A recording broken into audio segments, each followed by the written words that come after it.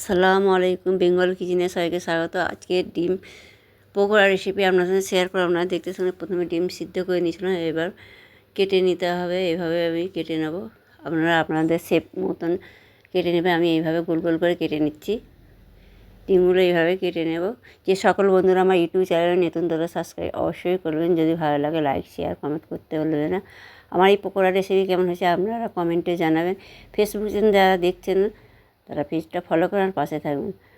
এবার 2 কাপ বেসন নিয়ে নিলাম, ওতে পরিমাণ মতো লবণ দিলাম, একটু হলুদ দিলাম, লঙ্কার গুঁড়ো দেবো। এবার লঙ্কার গুঁড়ো দিলাম, দিয়ে এবার পরিমাণ মতন পানি দিয়ে একটা স্মুথ ঘোল তৈরি করে নিতে হবে।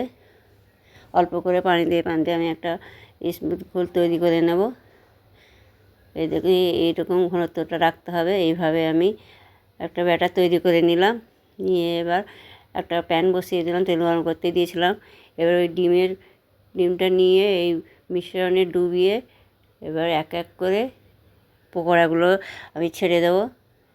এইভাবে এক এক করে পকোড়াগুলো ছেড়ে দিতে হবে। একটা দিয়েছি, আর একটা দিয়ে দেখাচ্ছি, দেখুন। এইভাবে ডিম পকোড়া আপনারা একবার হলেও ট্রাই করে দিন, অবশ্যই ভালো। খেতে এত সুন্দর হয়েছিল, মুচমুচে হয়েছিল বলে বোঝানো। আপনারা না ট্রাই করলে জানতে পারবেন না। অবশ্যই একবার ট্রাই করে দেখবেন। এইভাবে ডিম পকোড়া বানিয়ে দেখবেন, সসের সাথে খেতে অসাধারণ লাগে। এক পিঠ হয়ে গেছে, আবার এক পিঠ উল্টে দেব। এইভাবে উল্টে পাল্টে গোল্ডেন কালার করে ভেজে নিতে হবে।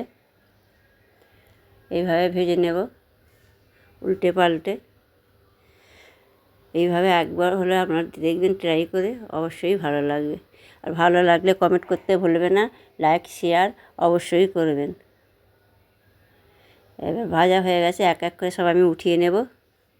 এক এক করে সমস্ত পকোড়াগুলো উঠিয়ে নিতে হবে। উঠিয়ে নিলাম, এবার পরিবেশন করে দেখাচ্ছি। দেখুন বন্ধুরা, কতটা লোভনীয় হয়েছে আর কতটা সুন্দর হয়েছে দেখতে, আপনারা দেখেই বুঝতে পারছেন। খেতেও অসাধারণ হয়েছিল।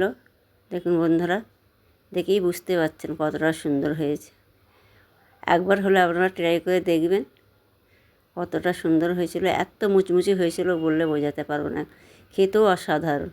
এবার আপনাদের একটা কেটে দেখাচ্ছি, দেখুন ভিতরটা কত সুন্দর হয়েছে। একটা কেটে দেখাচ্ছি, দেখুন এইভাবে কেটে আপনাদের দেখাচ্ছি। দেখুন দেখুন ভিতরটা কত সুন্দর হয়েছে। ভিতরটা একদম দেখুন, ডিমের এটা কত সুন্দর লাগছে। আর খেতে তো অসাধারণ হয়েছে, কি বলবো, বারবার আপনাদের বলছি। কিন্তু আপনারা অবশ্যই ট্রাই করে দেখবেন, বাড়িতে সস দিয়ে বানিয়ে দেবেন বাচ্চাদের। বাচ্চারা খুব খুশি করে খাবে, বাচ্চা বড় সবাইকে ভালো লাগবে। এইভাবে ট্রাই করে দেখবেন অবশ্যই। আপনারা ভালো থাকবেন, সুস্থ থাকবেন। আল্লাহ হাফেজ। ফিরে আসছে আবার নতুন ভিডিও নিয়ে।